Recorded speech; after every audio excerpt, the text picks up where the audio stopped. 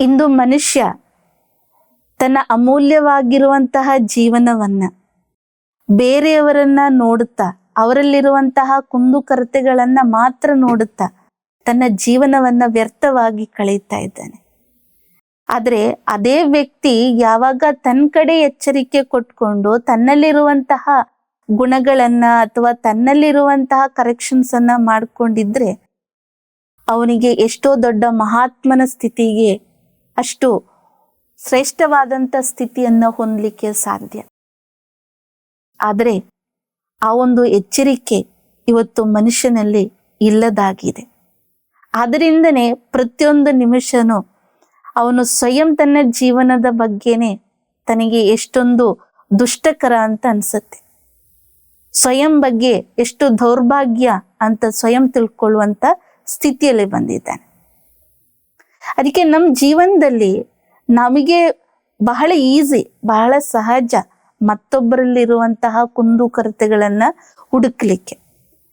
ಅದೇ ತರ ನಮ್ಮಲ್ಲಿ ಏನಿದೆ ಎಂಬುದನ್ನ ನಾವು ಗಮನ ಕೊಡೋಕೆ ಅದು ತುಂಬಾ ಕಷ್ಟನೇ. ಏಕೆಂದ್ರೆ ನಮ್ಮ ಕೊರತೆ ನಮಗೆ ಗೊತ್ತಾಗಲ್ಲ. ಆದ್ರೆ ನಮ್ಮ ಜೀವನದಲ್ಲಿ ನಾವು ಬೇರೆಯವರನ್ನ ಅವರನ್ನ ಇನ್ಸಲ್ಟ್ ಮಾಡೋದು ಅಥವಾ ಅವರಲ್ಲಿರುವಂತ ಕೊರತೆಗಳನ್ನ ಹುಡುಕ್ಲಿಕ್ಕೆ ಬದಲಾಗಿ ಅವರನ್ನ ಕರೆಕ್ಷನ್ ಹೆಂಗೆ ಮಾಡುವುದು ಎಂಬ ಚಿಂತನೆ, ಶುಭವಾಗಿ ಚಿಂತನೆ ಮಾಡಿದಾಗ ಅವರಲ್ಲೂ ಆ ಚೇಂಜಸ್ ತರಲಿಕ್ಕೆ ನಮ್ಮಿಂದ ಸಾಧ್ಯ ಆಗುತ್ತೆ. ಹೇಗೆ ಒಬ್ಬ ಚಿತ್ರಕಾರ ಒಳ್ಳೆ ನ್ಯಾಚುರಲ್ ಆಗಿರುವಂತಹ ಚಿತ್ರವನ್ನ ಬಿಡಿಸುವಂತವನು, ಅಂದ್ರೆ ಪ್ರಕೃತಿಯ ಸೌಂದರ್ಯವನ್ನ ಬಹಳ ತುಂಬಾ ಚೆನ್ನಾಗಿ ಬಿಡಿಸುವಂತಹ ಒಬ್ಬ ಚಿತ್ರಗಾರ ಇರ್ತಾನೆ, ತುಂಬಾ ಟ್ಯಾಲೆಂಟೆಡ್ ಆಗಿರುವಂತಹ ವ್ಯಕ್ತಿ.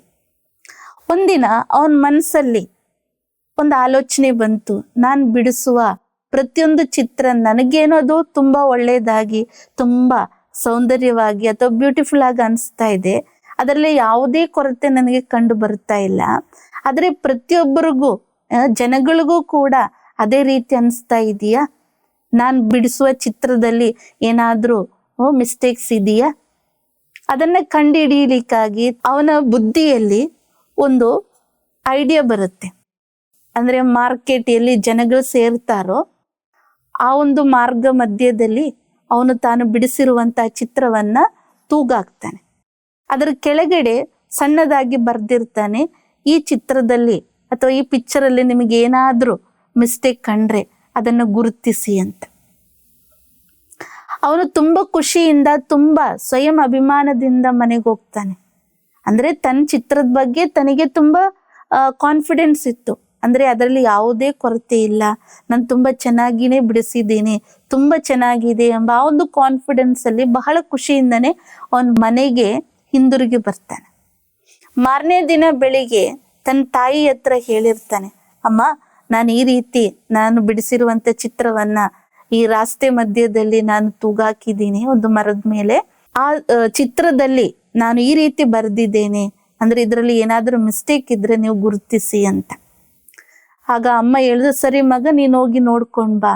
ಹಾಗೆ ಅವನು ಖುಷಿಯಿಂದನೇ ಹಾಡು ಹೇಳ್ತಾ ಕುಣಿತಾ ತನ್ನ ಈ ಒಂದು ಸ್ಥಾನಕ್ಕೆ ಬಂದ್ ನಿಂತಾಗ ಅವನಷ್ಟು ಮನೋಹರವಾಗಿ, ಸುಂದರವಾಗಿ ಏನ್ ಚಿತ್ರವನ್ನ ಬಿಡಿಸಿದ್ದ, ಅದ್ರ ಬದಲಿಗೆ ಟೋಟಲಿ ಅದನ್ನ ಫುಲ್ ಅವರು ಏನು ಗುರುತಿಸ್ಬೇಕು ಅಂತ ಹೇಳಿದ್ರು ತಪ್ಪುಗಳನ್ನ ಎಲ್ಲರೂ ಸೇರಿ ಪೇಂಟ್ ಹೊಡೆದು ಅದನ್ನ ಫುಲ್ ಏನ್ ಮಾಡಿದ್ದಾರೆ, ತುಂಬಾನೇ ಆ ಪಿಕ್ಚರೇ ಇಲ್ಲದಂಗ ಮಾಡ್ಬಿಟ್ಟಿದ್ದಾರೆ. ಈ ಚಿತ್ರವನ್ನ ನೋಡುತ್ತಾ, ಆ ಒಂದು ಫ್ರೇಮ್ ಅನ್ನ ನೋಡುತ್ತಾ ಅವನಿಗೆ ತುಂಬಾ ಶಾಕ್ ಆಗುತ್ತೆ. ತನ್ನ ಮನಸ್ಸಿಗೆ ತುಂಬಾ ನೋವು ಬಂದ್ಬಿಡುತ್ತೆ.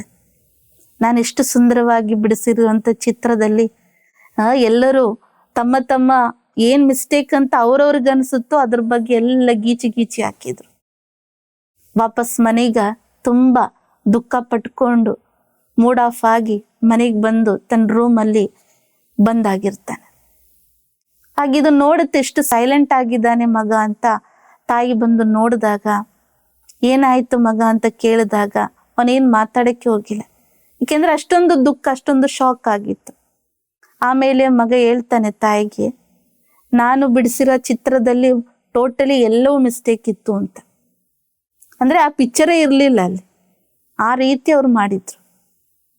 ಆಗ ತಾಯಿ ಹೇಳ್ತಾರೆ, ಹೋಗ್ಲಿ ಬಿಡು, ನೀನು ಪುನಃ ಒಂದು ಚಿತ್ರ ಬಿಡಿಸು, ಅವನು ಹೇಳ್ದ, ನಾನು ಇನ್ಮೇಲೆ ಚಿತ್ರನೇ ಬಿಡಿಸಲ್ಲ, ಬ್ರಷೇ ತಗೊಳ್ಳಲ್ಲ ಕೈಯಲ್ಲಿ ಅಂತ. ಆದ್ರೆ ಅಮ್ಮ ಧೈರ್ಯ ತುಂಬ್ತಾ ಇದ್ರು, ನೀನ್ ಬಿಡಿಸು ಮಗ, ಬಿಡಿಸು, ನಾನು ಹೇಳುವ ವಾಕ್ಯವನ್ನ ನೀನ್ ಅದ್ರಲ್ಲಿ ಬರಿ. ಆದ್ರೂ ಅವನು ಒಪ್ಲಿಲ್ಲ. ಆದ್ರೆ ಅವ್ನು ಪುನಃ ಅವನು ಯೋಚನೆ ಮಾಡ್ಲಿಕ್ಕೆ ತಾಯಿ ಸಮಯ ಕೊಟ್ರು. ಆಮೇಲೆ ಅವನ್ ತಾಯಿ ಬಳಿ ಬಂದು ಹೇಳ್ತಾ, ಸರಿ ತಾಯಿ, ನಾನು ಬಿಡಿಸ್ತೀನಿ, ನೀನೇನ್ ಹೇಳ್ತೀಯೋ ಅದನ್ನ ನಾನು ಬರೀತೀನಿ ಅಂತ. ತಾಯಿಯ ಆಜ್ಞೆ ಪ್ರಕಾರ ಅವನು ಅವರ ಇಷ್ಟದಂತೆ ಪಿಕ್ಚರ್ ಬಿಡಿಸ್ತಾನೆ. ಸುಂದರವಾಗಿರುವಂತ, ಪ್ರಕೃತಿ ಸೌಂದರ್ಯ ತುಂಬಿರುವಂತ ಒಂದು ಆರ್ಟ್ ಅಂದ್ರೆ ಪಿಕ್ಚರ್ ಬರೀತಾನೆ. ಆ ಚಿತ್ರದಲ್ಲಿ ಏನ್ ಬರಿಬೇಕು ತಾಯಿ ಅಂತ ಕೇಳಿದಾಗ ಅಮ್ಮ ಹೇಳ್ಕೊಡ್ತಾನೆ, ಇದರಲ್ಲಿ ಏನಾದ್ರೂ ಮಿಸ್ಟೇಕ್ ನಿಮಗೆ ಕಂಡು ಬಂದ್ರೆ ನೀವು ಅದನ್ನ ಸರಿಪಡಿಸಿ. ಅದನ್ನ ತಗೊಂಡೋಗಿ ತೂಗಾಕ್ತಾಳೆ, ಅದೇ ಜಾಗದಲ್ಲಿ ತೂಗಾಕ್ತ. ಅಲ್ಲಿ ಬ್ರಷು ಇಟ್ಟ, ಕಲರು ಇಟ್ಟ. ಆಗ ನೆಕ್ಸ್ಟ್ ಡೇ ಆಯ್ತು. ಅದೇ ರೀತಿ ಅವನು ತುಂಬಾ ಬೇಜಾರದಲ್ಲಿ ಹೋದಾಗ ಅವನು ನೋಡ್ದ, ಆ ಪಿಕ್ಚರ್ ಅವನು ಹೆಂಗ್ ಬಿಡಿಸಿದ್ದೋ ಅದೇ ರೀತಿ ತುಂಬಾ ಸುಂದರವಾಗಿ ಅದೇ ರೀತಿಯಲ್ಲಿತ್ತು. ಆಗ ಅವನಿಗೆ ಖುಷಿ ಆಯ್ತು. ಅಮ್ಮನ ಹತ್ರ ಓಡಿ ಬಂದ, ಅಮ್ಮನ ಹಗ್ ಮಾಡಿ ಹೇಳ್ದ, ಅಮ್ಮ, ಇವತ್ತು ನನ್ನ ಪಿಕ್ಚರಲ್ಲಿ ಯಾವುದೇ ಮಿಸ್ಟೇಕ್ ಇರಲಿಲ್ಲ. ತಾಯಿ ತಾನೇ. ಆಗ ತಾಯಿ ಮಗನಿಗೆ ಒಂದು ಶಿಕ್ಷಣವನ್ನ ನೀಡ್ದ, ನೋಡಪ್ಪ, ಮಿಸ್ಟೇಕ್ಸ್ ಇರುತ್ತೆ, ಆದ್ರೆ ಆ ಮಿಸ್ಟೇಕ್ ಅನ್ನ ಕರೆಕ್ಟ್ ಮಾಡುವ ವಿಧಾನವನ್ನ ನಾವು ಹೇಳ್ಕೊಡ್ಬೇಕು. ಆಗ ಮಾತ್ರ ಅವರಲ್ಲಿ ಏನು ಆ ಒಂದು ದೃಷ್ಟಿಕೋನ ಇರುತ್ತೆ, ಬೇರೆಯವರಲ್ಲಿ ನೋಡುವಂತ ಏನು ಅವರಲ್ಲಿ ಇಂಥ ಕೊರತೆ ಇದೆ, ಇಂಥ ಕೊರತೆ ಇದೆ, ಬರೀ ಕಮ್ಮಿಗಳನ್ನ ನೋಡುವಂತ ಏನು ಅವರಲ್ಲಿ ಅವ್ರ ದೃಷ್ಟಿಕೋನದಲ್ಲಿ ಏನು ಕೊರತೆ ಇದೆಯೋ ಅದು ಸರಿಪಡಿಸ್ಲಿಕ್ಕೆ ಸಾಧ್ಯ. ಹಾಗೇನೆ ನಮ್ ಜೀವನದಲ್ಲೂ ಬೇರೆಯವರ ಕುಂದು ಕೊರತೆಗಳನ್ನ ನೋಡುದು ಮಾತ್ರ ಅಲ್ಲ, ಅದನ್ನ ಮಾತ್ರ ಹೇಳ್ಕೊಂಡು ಅವ್ರ ಸ್ಥಿತಿಯನ್ನ ಕೆಡಿಸುವುದಲ್ಲ. ಬದಲಿಗೆ ಏನ್ ಮಾಡ್ಬೇಕು, ಅವರಲ್ಲಿ ಏನ್ ಕೊರತೆ ಇದೆ ಅದನ್ನ ಅವರ ಸೂಕ್ಷ್ಮ ರೂಪದಲ್ಲಿ ಅವರಿಗೆ ತಿಳುವಳಿಕೆ ಕೊಟ್ಟು ಅದನ್ನ ಅವರೇ ಕರೆಕ್ಷನ್ ಮಾಡುವಂಗೆ ನಾವು ಅವರಿಗೆ ಐಡಿಯಾ ಕೊಡ್ಬೇಕು, ಅವರಿಗೆ ಮಾರ್ಗದರ್ಶನವನ್ನ ನೀಡಬೇಕು. ನಮ್ಮ ಜೊತೆಯಲ್ಲೂ ಇರ್ತಾರೆ ತಾನೆ, ನಮ್ಮ ಮಕ್ಕಳಾಗ್ಲಿ, ನಮ್ಮ ಫ್ರೆಂಡ್ಸ್ ಆಗ್ಲಿ, ಅಥವಾ ನಮ್ಮ ಸಹೋದರರೇ ಆಗ್ಲಿ, ಅಕ್ಕಪಕ್ಕ ಮನೆಯವರೇ ಆಗ್ಲಿ, ನಮ್ ಕೆಲಸ ಮಾಡೋ ಜೊತೆ ಕೊಲೀಗ್ಸೇ ಆಗಿರ್ಲಿ, ಯಾರೇ ಆಗಿರ್ಲಿ, ನಮ್ಮಲ್ಲಿ ಆ ಒಂದು ಗುಡ್ ವಿಶಸ್ ಇರಬೇಕು, ಗುಡ್ ಫೀಲಿಂಗ್ಸ್ ಇರಬೇಕು. ಅವರಲ್ಲಿ ಪರಿವರ್ತನೆಯನ್ನ ತರಬೇಕು. ಅದಕ್ಕೆ ನಾವು ಅವರಿಗೆ ಹೆಲ್ಪ್ಫುಲ್ ನೇಚರ್ ಇರೋರಾಗ್ಬೇಕು, ನಾವು ಅವರಿಗೆ ಸಹಯೋಗಿಗಳಾಗ್ಬೇಕು. ಅವರಲ್ಲಿ ಏನಾದ್ರೂ ಕೊರತೆ ಇದ್ರೂ ಕೂಡ ಅವರಿಗೆ ಅದನ್ನ ಸಮಜಾಯಿಸಿ ಕೊಡಿ, ಅವರಿಗೆ ಮಾರ್ಗದರ್ಶನವನ್ನ ನೀಡಿ. ಆಗ ಮಾತ್ರ ಅವ್ರ ರಿಯಲೈಸೇಷನ್ ಆಗುತ್ತೆ, ಅವ್ರ ಅದನ್ನ ಪರಿವರ್ತನೆ ಮಾಡ್ಲಿಕ್ಕೆ ಸಾಧ್ಯ.